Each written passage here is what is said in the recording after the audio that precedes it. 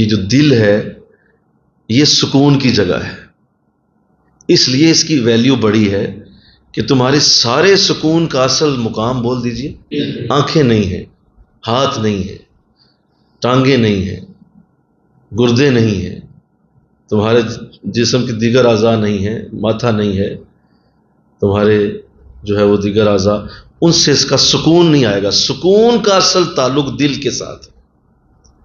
جیسا دل میں اگر سکون ہے تو بولو ہر جگہ سکون، ہر صورت اپنے دل کو سلامت رکھے، ہمارا دل ٹھیک رہے۔ لہذا اس کو ہر قسم کے غلط خیالات سے بچانا، غلیظ خیالات سے دور رکھنا، شیطان کے حملوں سے اور اس کے جو دیگر معاملات ہیں جہاں جہاں سے وہ دل پہ حملہ کرتا ہے، اس کو محفوظ کرنا ہے وساوس سے۔ تمہارا دل جو ہے وہ اس حد تک اس کا معاملہ بڑا ہے کہ اصل میں یہ نگران ہے تمہارے پورے جسم کا۔ لہذا جس نے اس کو پاک کیا اس کے سارے اعضاء بھی پاک۔ یہی وجہ ہے کہ جو شخص گناہ کرتا ہے کبھی سکون نہیں پاتا۔ اس لیے رسول اسلام نے ارشاد فرمایا کہ جب کوئی شخص گناہ کرتا ہے تو اس کے دل پہ ایک سیاہ نقطہ لگا دیا جاتا۔ اب جب بھی کوئی بھی کام کرتے ہیں تو اصل میں آنکھیں تو صرف ایک ذریعہ ہیں، دیکھ دل رہا ہوتا ہے۔ اسی طرح کان نہیں سنتے، اصل میں بولیے دل سنتا ہے۔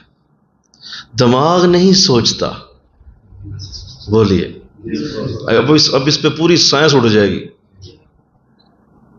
سائنس کہتی ہے نہیں برین کا کام تھنکنگ ہے، برین سوچتا ہے۔ نہیں، برین سوچتا نہیں ہے، برین پلان کرتا ہے۔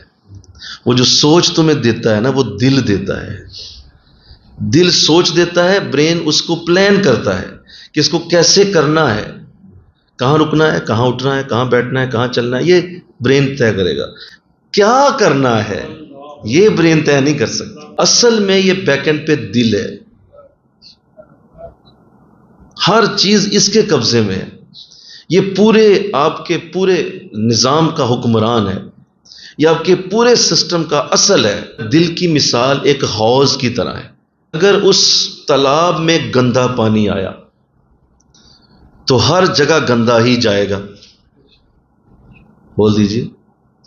اور اگر اس تالاب میں صاف پانی آیا تو ہر جگہ صاف پانی ہی جائے گا۔